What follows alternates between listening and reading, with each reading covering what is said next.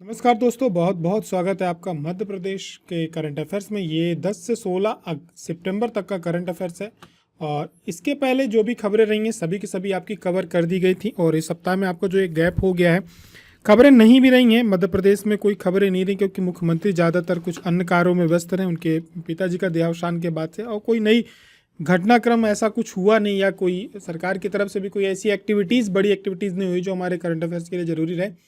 लेकिन हमने जो भी बीच में खबरें छूटी सबको यहाँ पे कवर कर लेंगे आज की डेट में। हमारा करंट अफेयर्स रेगुलर रहता है और अनावश्यक खबरें डालने का एक वो नहीं रहता कि अनावश्यक क्यों डाली जाए जो करंट से रिलेटेड नहीं है। फिर भी आज हम देख लेंगे। शुरुआत करते हैं सबसे पहले एक जानकारी के साथ कि एग्जाम गुरुजी के आप व्हाट्सअप चैनल को जरूर फॉलो कर लें क्योंकि यहाँ पर आपको लगातार कंटेंट से लेकर सब कुछ अपडेट किया जाता रहता है। साथ ही सारथी प्रोग्राम जो कि मेंटरशिप प्रोग्राम है, इसमें आपको मेंस के नोट्स और जो छात्र इससे जुड़े हुए हैं उनको डॉक फाइल शेयर कर दी गई है क्योंकि प्रिंटेड नोट्स में थोड़ा समय लग रहा है, इसलिए हमने आप सभी के साथ जो पीडीएफ फाइल होती है वो शेयर कर दी है ताकि आपकी पढ़ाइयाँ न रुके, बिल्कुल पढ़ाई आपकी जारी रहे। तो अगले 2 से 3 दिन में लगभग पूरा कंटेंट आपको शेयर कर दिया जाएगा पीडीएफ के माध्यम से। तो आगे की तरफ बढ़ेंगे, बात करेंगे पिछले दिनों, पिछली बार जो हमने देखा तो उसके रिवीजन के साथ थी। अभी क्या हुआ, सुदेश अग्रवाल है इंग्लैंड के, इन्होंने क्या क्या इंग्लिश चैनल को पार किया है। इंग्लैंड और फ्रांस को अलग करते हैं इंग्लिश चैनल। पेरिस ओलंपिक में हाई जंप में स्वर्ण पदक जीता है प्रवीण कुमार ने। अंतर्राष्ट्रीय सौर गठबंधन की शुरुआत 2015 में हुई थी, मुख्यालय गुड़गांव में है। पीएम किसान समृद्धि केंद्र की स्थापना मध्य प्रदेश के सभी ग्राम पंचायतों में की जाएगी। किसान से संबंधित सेंटर रहेगा एक तरह सा। अभी क्या हुआ, मध्य प्रदेश का जो पुलिस प्रशिक्षण विभाग है इसने अपने में साइन लैंग्वेज जो दिव्यांगों के लिए होती है उसको अपने पाठ्यक्रम में शामिल किया है। बिजनेस रिफॉर्म सेक्शन प्लान 2022 के सफल क्रियान्वयन के लिए मध्य प्रदेश को भी केंद्र सरकार के द्वारा टॉप अचीवर की कैटेगरी में क्या किया गया है, सम्मानित किया गया है। इसको ध्यान में रखना, इकोनॉमिक्स का ये टॉपिक भी है आपके। रंगीन मछली मोबाइल ऐप को किसके द्वारा विकसित किया गया है? तो देखिए, इसको जो विकसित किया गया है ये केंद्रीय मीठा जल जीवन पालन संस्थान है, उसके द्वारा किया गया है। सभी लोगों के आजकल लगभग लोगों के घरों में एक्वेरियम होता है जिसमें रंगीन मछली क्या की जाती है, पाली जाती है। कुछ लोग वास्तु के हिसाब से भी रखते हैं, कुछ लोगों को अच्छा लगता है रखना इसलिए भी रखते हैं, कुछ लोगों को शौक होता है वो इसलिए रखते हैं। दोनों के उद्देश्य अपने अपने एक ही होते हैं कि वो रखना चाहते हैं, ठीक है, क्योंकि पसंद है। तो इसी के लिए सरकार ने क्या किया कि मत्स्य पालन अब एक होता है किसके फाइनेंस, मतलब एक तरह से आप एक लोगों का जीवन यापन चलता है उससे, और एक मत्स्य पालन ये भी एक तरह से होता है जिसमें रंगीन मछलियाँ घरों पे पाली जाती है। छोटे बहुत शौकीन लोग होते हैं, बहुत अच्छे अच्छे एक्वेरियम्स रखते हैं। तो ये जो ऐप बनाया गया है मीठा जल विभाग के द्वारा, ये पूरी तरह से जो रंगीन मछलियाँ एक्वेरियम वाली होती हैं उनके लिए बनाया गया है। जो लोग चाहे इसका बिजनेस कर रहे हो चाहे उसको रख रहे हो, तो आप इसमें शॉप्स भी ढूंढ सकते हैं। आपको इसमें उसके बारे में अवेयर किया जाता है कि किस प्रकार से उसको पालनी चाहिए, ठंड में मोटर कौन सी लगानी चाहिए, गर्म पानी कितना होना चाहिए, पानी कब तक उसका चेंज करना चाहिए, दाना कितना खिलाना चाहिए, ये सब चीज़ें उसमें आपको जानने को मिलेंगी। बढ़ते हैं आगे के अगले प्रश्न की तरफ। श्री विजय साम्राज्य किस देश से संबंधित था? तो देखिए, ये बेहतरीन प्रश्न है। ये जो संबंधित था ये इंडोनेशिया से संबंधित था। भारत का पोर्ट ब्लेयर जो है अंडमान निकोबार द्वीप समूह की राजधानी, इसकी राजधानी क्या थी? Port Blair. अब इसका नाम बदल करके क्या कर दिया गया है? विजय साम्राज्य कर दिया गया, उससे कर दिया गया, ठीक है। सरकार ने अभी इसको हाल ही में क्या किया, बदला। हुआ ये था कि इसमें प्राचीन काल में जो चोल राजवंश था उनकी नौसेना का ये सेंट्रल पॉइंट था क्योंकि चारों तरफ से समुद्र से घिरा हुआ था। लेकिन आज़ादी के समय स्वतंत्रता आंदोलन के दौरान जो हमारे सुभाष चंद्र बोस हैं उन्होंने फर्स्ट टाइम तिरंगा भी यहीं पे फहराया था। फिर वीर सावरकर हैं, उनको इस सेलुलर जेल में रखा गया था, वो उनके नाम से ही है। और काला पानी की जो सज़ा होती थी वो उस टाइम पे यहाँ पे दी जाती थी क्योंकि भाग के जाएगा कहाँ, समुद्र था, चारों तरफ नमकीन पानी था, तो इसलिए उसको काला पानी कहा जाता था। बात करी जाए विजय साम्राज्य, सरकार ने इसलिए रखा क्योंकि ये जो सुमात्रा है, इसको पुराना नाम है इंडोनेशिया का, उस द्वीप पर स्थित एक साम्राज्य था। आप अभी भी जाएंगे तो आपको काफ़ी कुछ पूरा का पूरा जो इंडोनेशिया, वहाँ पे भी आपको यहाँ का पूरा कल्चर, हमारा सब कुछ देखने को मिलेगा। तो 7वीं से 13वीं शताब्दी के बीच उनका शासन रहा है और नौसेना का हमने बताया कि सेंट्रल पॉइंट रहा उनका यहाँ पे रहे, तो ये लगभग इनका शासन यहाँ पे रहा, इस वजह से इनके नाम से इसको रखा गया है। आगे की तरफ बढ़ेंगे, बात करेंगे अगले प्रश्न की कि न्यू डेवलपमेंट एनडीबी बैंक की स्थापना कब हुई थी? तो इसकी जो स्थापना की गई थी वो कब की गई थी? 2015 में की गई थी। खबरों में क्यों है? खबरों में इसलिए है क्योंकि अभी क्या हुआ है कि अल्जीरिया को न्यू डेवलपमेंट बैंक में क्या किया गया? सदस्य बनाया गया। 2015 में शुरुआत हुई। संघाई इसका मुख्यालय है और ब्राज़ील, रूस, भारत, चीन और दक्षिण अफ्रीका यानी इसको पूरे के पूरे क्या है? इसके मेंबर संस्थापक सदस्य हैं। बाकी का धीरे धीरे करके इसमें वर्तमान जो 9 सदस्य हैं, अल्जीरिया हो गया, आपका संयुक्त अरब अमीरात हो गया, मिस्र हो गया, इनको बुलाया जा रहा है, धीरे धीरे इनको भी जोड़ा जा रहा है। एक बड़ा संगठन आगे चल करके एशिया के स्तर पे आपको दिखने वाला है।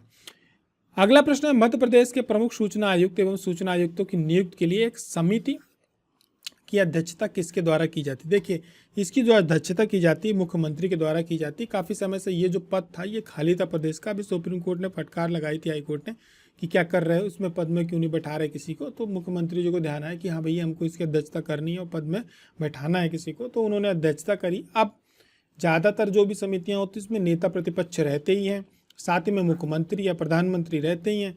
ये ध्यान रखना है कि ये जो एक समिति होती है मुख्यमंत्री की अध्यक्षता वाली होती है, नेता प्रतिपक्ष उसमें रहते हैं, और एक मंत्री होते हैं जो कि किसके द्वारा नामित किए जाते हैं? मुख्यमंत्री के द्वारा नामित किया जाता है। तो ज़्यादातर आपको इसमें जो पावर रहेगी वो किसके पास? स्टेट गवर्नमेंट के पास रहती है। तो ये चयन समिति क्या करती है कि जो भी हमारे यहाँ के सूचना आयुक्त, मुख्य सूचना आयुक्त होते हैं, इनकी पूरी एक पूरी लिस्ट बनाती है, रिकमेंडेशन होती है, राज्यपाल के पास भेजती है, राज्यपाल उनके क्या करेंगे? नियुक्ति करेंगे। तो अभी इन्होंने क्या किया है कि विजय यादव है, इनका चयन किया है मुख्य सूचना आयुक्त के रूप में, साथ में उमा शंकर पचौरी, विंद्यनाथ गांधी और ओमकार नाथ, तो कुल मिलाकर के 4 लोगों को इन्होंने भी भेजा है। राज्यपाल इनकी शपथ ग्रहण कराएंगे। देखिए, राज्य सूचना आयोग भारत में एक संवैधानिक निकाय है और 2005 जो सूचना का अधिकार हमारा एक्ट है उसके अंतर्गत इसकी नियुक्ति की जाती है। इसमें एक राज्य का मुख्य सूचना आयुक्त होता है, 10 से अधिक राज्य के सूचना आयुक्त होते हैं, 10 लोगों की टीम बनाई जाती है, एक जिसमें से एक मुख्य सूचना आयुक्त होते हैं।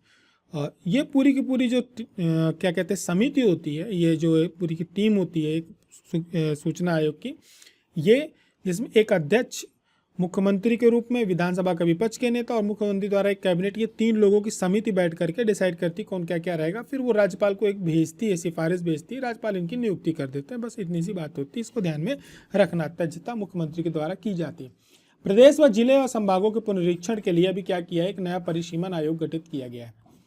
तो ये किसके, इसमें कितने सदस्य होंगे? तो देखिए, अभी ये 3 सदस्यीय होगा। अभी हाल फिलहाल इसमें जो एक सदस्य नियुक्त किए गए हैं वो पुराने सेवानिवृत्त के मुख्य सचिव रहे श्री मनोज कुमार श्रीवास्तव, इनको सौंपा गया है।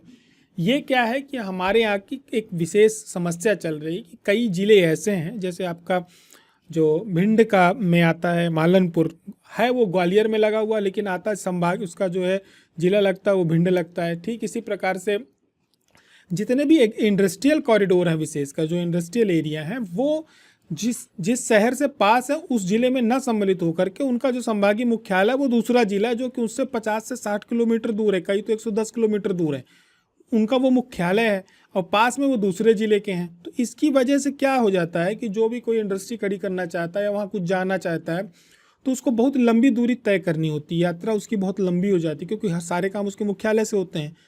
ऐसे ही बहुत सारी छोटी छोटी समस्याएं हैं कि जिला मुख्यालय उनके बगल में पड़ोस का है लेकिन उनको जाना दूसरे मुख्यालय। तो इन्हीं सब चीज़ों को ध्यान में रख करके अब क्या किया जा रहा है, फिर से परिसीमन किया जा रहा है, विशेषकर उनको वापस से रीअरेंज किया जा रहा है जनपद, तहसील स्तर पे, जिला स्तर पे, संभाग स्तर पे। तो एक जो आयोग बनाया गया है 3 सदस्यीय बनाया गया है, एक अध्यक्ष होंगे, 2 सदस्य होंगे। ये सब चीज़ों की क्या करेंगे, मुख्यालय भोपाल रहेगा। ये अपनी पूरी की पूरी जो इनके रिकमेंडेशंस है वो सरकार को देंगे, सरकार उनको मानने के बाद आगे चल करके उसको लागू करेगी। निम्न में से किस सिटी फॉरेस्ट का नामकरण मेयर इन काउंसिल के संकल्प से शहीद अमृता देवी बिश्नोई के नाम पर किया गया है? इंदौर में एक फॉरेस्ट सिटी है जिसका नाम शहीद अमृता देवी बिश्नोई के नाम से किया गया है।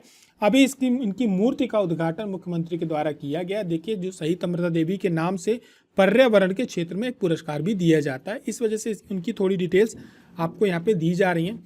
शहीद अमृता देवी जो है राजस्थान का जो खिजडली गांव है वहाँ की रहने वाली नहीं, पर्यावरण के क्षेत्र में इनको क्यों पुरस्कृत किया जाता है वो आपको यहाँ पे मिलेगा। 1730 के आसपास में जब राजस्थान का जो मारवाड़ जगह है और वहाँ पे क्या हुआ था, वृक्षों का कटाई का आदेश दे दिया गया था राजा के द्वारा। तो इन्होंने अपनी 3 बच्चियाँ, 3 की बेटियाँ थी, आंसू, रत्नी और भागू के साथ मिल करके और लगभग 350 के आसपास लोगों ने मिल करके एक मुहिम चलाई। इन्होंने सबसे पहले क्या दी, शहादत दी। उसको देखने के बाद बहुत सारे लोग उस पर शहीद हो गए, सिर्फ उन वृक्षों को बचाने के लिए। पर्यावरण के क्षेत्र में इतनी बड़ी शहादत दी गई और विश्नोई धर्म में जो था इन पेड़ों को काटने के लिए मना किया गया था। तो अमृता देवी ने क्या किया था, उस समय पे जो एक सामंती राजसी थी उसके खिलाफ उन्होंने क्या किया था, उन्हें प्रदर्शन किया था उस समय उनसे पैसे भी मांगे गए थे कि भैया तुम रिश्वत दे दो तो हम नहीं काटेंगे इनको, लेकिन उन्होंने इसके लिए मना कर दिया और उन्होंने अपने जीवन एक वृक्ष के लिए दे दिया। ये बहुत बड़ी बात थी। तो इसी वजह से उनको हमेशा याद रखा जाता है। मध्य प्रदेश शासन इनके उस पे पर्यावरण के पुरस्कार भी देता है। अभी एक जो पूरा का पूरा बेल्ट है वो इनके नाम से रखा गया, वहाँ पे इनकी मूर्ति की स्थापना की गई। लगभग 27 एकड़ में पूरा जो सिटी फॉरेस्ट विकसित किया जा रहा है वो शहीद अमृता देवी बिश्नोई के नाम पर किया जा रहा है। आगे की तरफ बढ़ेंगे। आप सभी के लिए आज का प्रश्न एक बढ़िया प्रश्न है और बहुत अच्छे उत्तर की मैं आप लोगों से आशा करता हूँ। खजुराहो नृत्य समारोह की शुरुआत कब वर्ष 1975 में की गई थी? आंसर भी दे दिया। आप सभी लोग इसके बारे में प्रमुख डिटेल बताएंगे, ठीक है। कब की गई थी? यहाँ पे आंसर आ गया वर्ष 1975, लेकिन प्रश्न मैं नहीं चेंज कर रहा हूँ जानबूझ करके। आप सभी को बताना खजुराहो नृत्य की 5 विशेषताएं, ठीक है। यदि आपको कल ये 5 मार्कर में आ जाए या 2 मार्कर में आ जाए तो आप क्या क्या लिखेंगे, ठीक है। नीचे 3 से 4 लाइन में सभी को आंसर करना है। जिसके आंसर बेस्ट होंगे एग्जाम गुरु जिनको हार्ट देगा और पिंक करेगा।